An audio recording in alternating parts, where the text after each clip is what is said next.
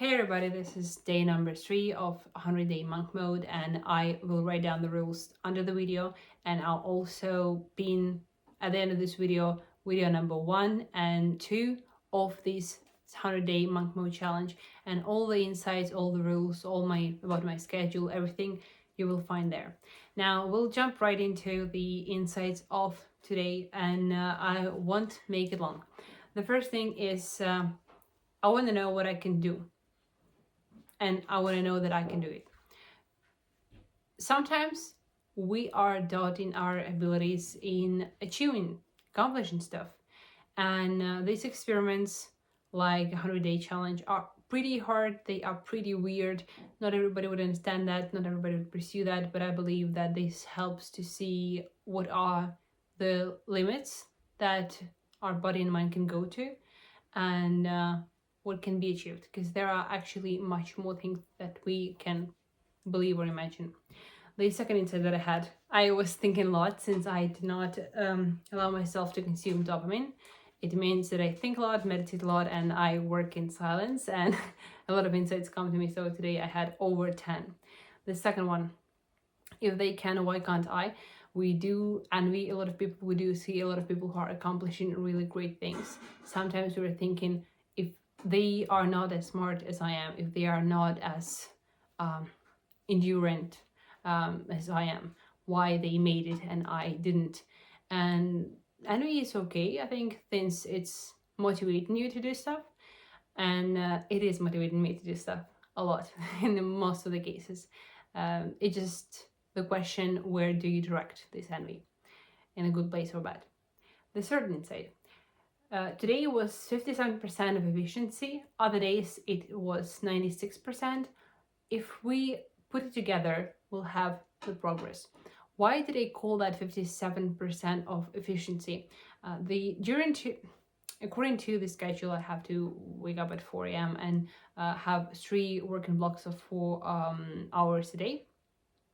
Now today I had only 2, just because I slept in the first one, and it meant that I worked not 100%, but like 60% of the time, and I just downed it by 3% because I was a bit lazy. But still, when I'm filling the cup at least to like the half or more than a half, it still means progress, and it still means that there is much more opportunity and room to change. The insight number 4, my mind is cleared a little bit. My mind is a little bit more clear on the third day, but it still hears noises. When you have hectic life and you have loaded life with events, with people, with meetings, with calls, and then you are going in this monk mode, no dopamine, right after the ups, you're going really down, and it's depressing. You can notice that as high as you go, you're gonna go as low. And at first I had so many thoughts. On the third day I have much less thoughts. Hectic ones. They are more stable, they are more growth oriented, they are more conscious, deeper, more about fulfillment. But I do still have noise, and I think it's going to take me a lot of time to get into this super conscious monk mode. We're going out of business and out of running insights. We're gonna have to get back on the track. Insight number 5, there is no way in the modern world that you can still work and not see ads, social media, etc. Somebody is gonna show it to you. So we are so polluted with it that we cannot see the sky behind this garbage. That's true. I have dedicated time just to post on the social media, and I would enter it. And that would be people texting me, or that would be people who'd find me in messages and text me the TikToks or other stuff. Or I would see just people around me watching that or showing that to me, and I'm like, hey, I'm not consuming this stuff. So there is no way you can avoid in our modern world an ad. This is so crazy. Like even 100 years back, people would live half of their life without seeing an ad, and now we're so into marketing. That's where the money is. Then insight number 6. Some easy tasks look productive and are fast, but heavier tasks that are real progress might seem too heavy or stagnant at first sight, but you'll still have to do them, and they are the real progress. When I proceed to work, there is always one huge thing you do not want to do, but you have to do. This really heavy rock you have to lift. And if you're gonna be clearing the space around this rock, if you're gonna be writing a plan on how you're gonna lift in this rock, if you are gonna be stretching your body before lifting the rock, you're still not doing the thing. It's like Chris Williamson said once, writing a plan to do the thing is not doing the thing. Talking about doing the thing is not doing the thing. Analyzing how you're gonna do this thing is not doing the thing. So essentially, at some point, you gotta do the thing. And it's better to do this early. Like some people say, eat the frog first thing in the morning. I think it's true. It's true, and it feels bitter when you're doing it, but it feels really sweet afterwards. And that's at the moment we are a little bit stagnant with one of our projects, and we are a little bit stagnant with one of our websites that I'm currently working on. Plus I took over 2 pro bono cases for the agency, and they have almost no deadline, no limit, and they are taking up so much of my time and so much of my work that at the moment when I'm doing them, I no longer feel any creativity boost, any motivation. These are just heavy rocks I have to lift and I have to throw away to clear my time and space. And that's what I realized about actually this monk mode, that I set the goal for the first week to earn $1,000, to run 10 kilometers, to do 1 pull-up, and to get 300 subscribers. So I reached none of these goals just yet, only 5 kilometers, which is half, but still not 10.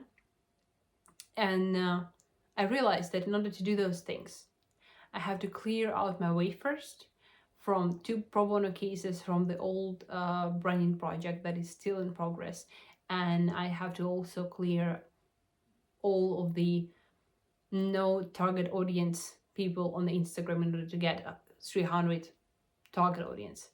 And it postpones the reach of our goal, but still it makes this way a bit more quality-like, and it adjusts the timeline a little bit, but I'm still okay. We're still going and we're still productive, and at least I've realized what are our problems, right? And what is the problem with my time. And I'm gonna do this unpleasant, heavy thing first in order to get to the pleasant, reaching the sweet money goals and portfolio pieces. Insight number 7. Our bodies in reality are often much stronger than our minds. It is so true. It is about physique a little bit, but when you are working, you're thinking, I cannot do this anymore. But you actually can do another click, just open another page, just read another email. You can do this physically if your mind, even your brain can still process that. Your mindset doesn't allow you to do that. Same when you're running. You're running your first 3 kilometers, it is hard. And it is second and third for me are the hardest. But then when I pass that barrier, the fourth and the fifth are the easiest for me. For some reason, I don't know. So body and brain actually can do much more than we can imagine. Insight number 8, for business relationship. Ask this: am I making you better, or are you making me better? If I'm making you better, you have to pay for my expertise, because I'm a mentor here. It's really interesting thing. There are a lot of business communities, business interactions, calls, communication with clients, even friend relationship, and we are feeling great when we are teaching others, and that's really good being mentored to somebody. But wasting your time, which is really scarce and which is really valuable, on just pulling people up together to yourself is less valuable than just having the same acquaintances but on a higher level, and learning from them is much more valuable. The next insight: when you see the problem with client stuff, don't call it a problem, call it a huge opportunity. It really is, for both. I was listening to fitness podcast, and one dude coach said, "You are not training your shoulders right. I see a huge opportunity for you in there. You can grow them massive." And he really, the thing is that shoulders are the problem. They are the most underdeveloped muscle in that, like, another man's body. Now, coach positions this as a huge opportunity, and he starts already thinking and speaking positively and naming all the various ways he can grow his shoulders and how this is going to be a great achievement and how impressive it's going to look. Even I get excited through podcasts about that. And then I caught myself on this thought: he never focused on the problem. He just said, there is a huge opportunity, and he got really excited about solving all of that. Sometimes when I analyze websites or projects for potential clients, I would say, so this is really problematic. This is where we really losing a lot of clients, we're losing a lot of money. This thing should be fixed. But I'm not getting excited about the fixing part. I'm just pointing out the problem. I'm not saying the opportunity. And that's the words we're using. Same as we cannot use expanding, like spending in sales, we should be using investment. Or like instead of cost, we're using investment. Insight number 10. Do all businesses need branding? No, but successful ones do. Why? Successful businesses and people value time. Time is really scarce and it's really valuable for them. So the fastest they can solve some problem, the better. When they invest money in brand agency who's going to do the project of high quality as soon as possible and sure set for success, like in 2 years of stable work, or even faster depending on the resources we initially have, right? If you invest in, let's say, $35 per hour or a couple of thousand per couple of weeks, and you get the full analyzed, thought through, and working branding package and strategy, identity, like website, all of it for your business, it's worth it because you have just saved all of your money and all of your energy you could have been spending learning that yourself and making all the errors.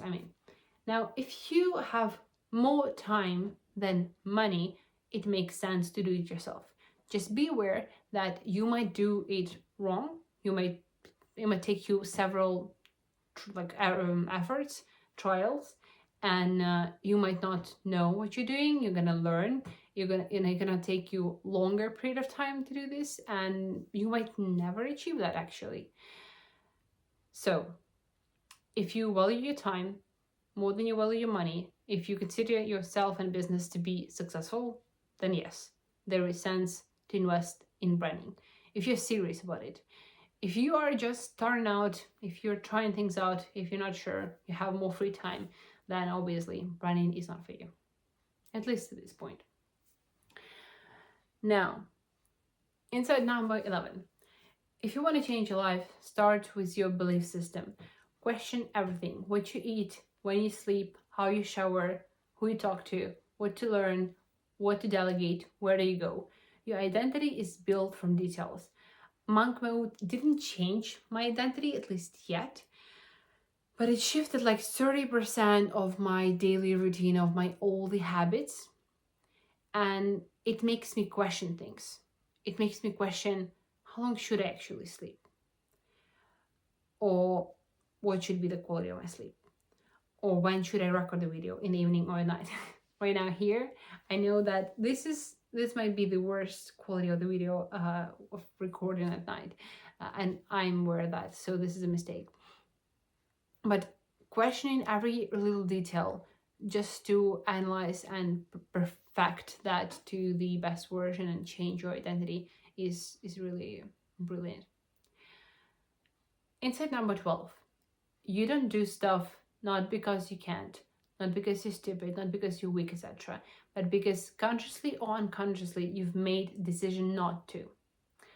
What led to that? Your value system. This was a value decision. What do I mean by that? Let's jump a bit back in the quote. For example, when I'm working on a project, branding project, and I agreed to have a call with an update for the client in the evening, and subconsciously, even in the morning, I know that this call might not happen. Why? Because I've made a decision that I am too lazy or I am too exhausted to have that call, and I'm too lazy, exhausted, and not motivated to do the work, even to prepare for that call. So this decision about the call, it happened far earlier than I informed the client about canceling that. Same goes the other way, in reverse. When I am determined in 2 hours to do all the work and I'm really pushing hard, I know this is gonna happen and I made the decision beforehand. And this is a value decision. So when something for me is more important, for example, my sleep is more important than this project, this money, then I'm gonna cancel the call. And this happens, I don't know whether it happens consciously and unconsciously, but let's talk about value system. So what comes first? Wealth, fame, physique, family. These are all values, and we all have them. We just have to be honest with ourselves and clear about what are our values. I have to still define it for myself. I do believe that business, money making, and agency are really like first, if we can unite that in one thing. This is first thing for me, and physique is second. So it means if I'm gonna have a really important call and I'm gonna have an opportunity of making a lot of money, I'm gonna take that over taking a run. Now, how can we secure, if I still want to do the agency and I still want to have a good physique, how can I secure this sport time or other time? I can do this, I can really protect some of my blocks in the day and make them like sacred, inform everybody about that, and either reject all the events in that period. But it can be hard if I'm talking vague a little bit and blurry right now. Let's say I want to do sport in the middle of the day, right? And I want to protect that time. It's going to be really hard because a lot of meetings are going to pop up. A lot of people would want to talk to me in the middle of the day. But what if I do this early in the morning before 9 a.m.?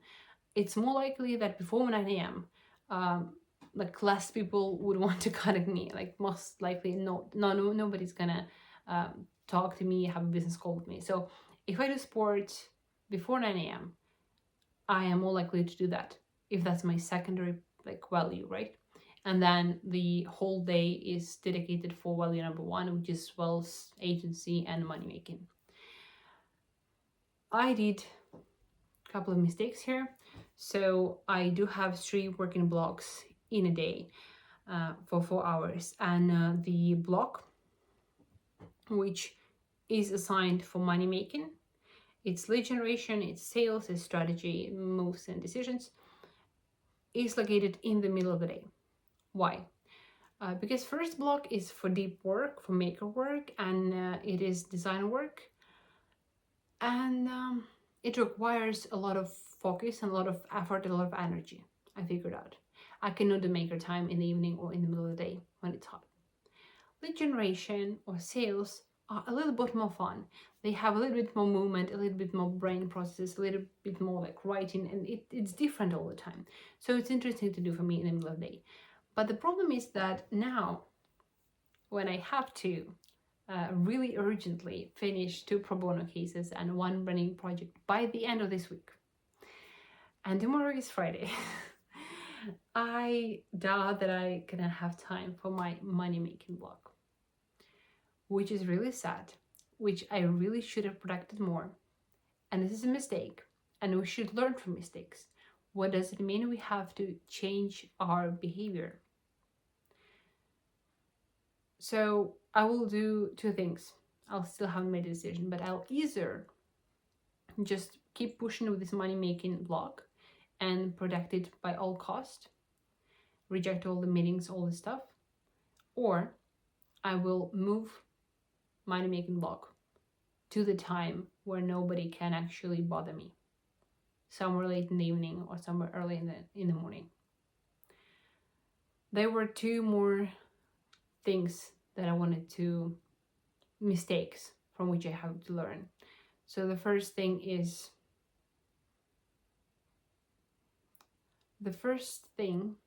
I forgot. I'll remember that later. Let's move on to the next insight. Insight number 14. We are weak not in the act itself, but in the decision beforehand. It's true. If you're already working on the project, working with the client, you already made a decision. You already made the first step. It's just a matter of taking one more step every time. It's not that scary. It's not that hard.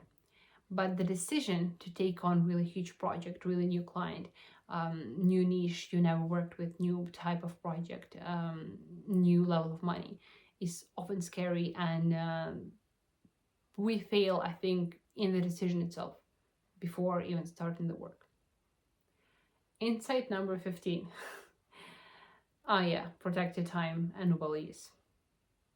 Values and time are the most important things from what I said before. Insight number 16. I have fear and trauma around money. I have to fix it. So that was insight for myself, and I'll keep that to myself right now. I did realize earlier on, as I started a journey just as a UX designer, not having an agency, not even having mentorship yet, that I had issues around money, especially about tracking that, around hourly rates, about prices, about costs, about investments, about everything. I was hesitant to ask money. The first project I did was for like $0, was really for free, the whole website, just because I felt I didn't deserve to be paid because I had no experience. So I had so much trauma, and I still do. Just the first time that I wrote that down, and I am dedicated to fix that with some real actions, not just by thinking and keeping that in mind and kind of hoping that I'm making progress with the trauma and I'm moving better with the money decisions. But that's the first time when I wrote it down and I considered to take that as a serious problem. Another insight. I didn't have a stutter as a kid. So I think TOO.BADASS agency came out of this trauma, yeah. So I was listening to the podcast, and podcast went into some childhood trauma and issues. And the first one is money, definitely. And the second one is about stutter. So I would listen to everybody. I would be really obey all the rules, wear a uniform to the school, do all the homework, like do everything up to the book. And I get so annoyed with that. So at the end, I decided that being TOO.BADASS and breaking the rules is really cool thing. And I think the agency itself come out of this a little bit of childish trauma, which is funny. And the last insight is, I don't want to be happy, I want to be fulfilled. I realize that being happy is just somebody might give me a lollipop and I'm gonna be really happy at the current second. But being fulfilled, following your purpose, and doing hard things that make you really honestly content with your lifestyle, life decisions, with people around you, with the daily routines and process you do, is worth much more. These are all the insights from the day. These were more personal today, more about values, more about time, but I believe that it all reflects how things are going, what happened today with the agency. Today, I mostly been working on our project, which is called Baby Resume, and on its website, on the resumes themselves. And soon we'll be publishing interview with co-founder of the app, and we'll soon be making a lot of short format content on Instagram as well about it. That's going to be really cool branding, really cool strategy vision behind it, and we're also making social media. That's the first project for our social media strategy and content, so you're going to enjoy that a lot. And I'll see you in the next video. Bye.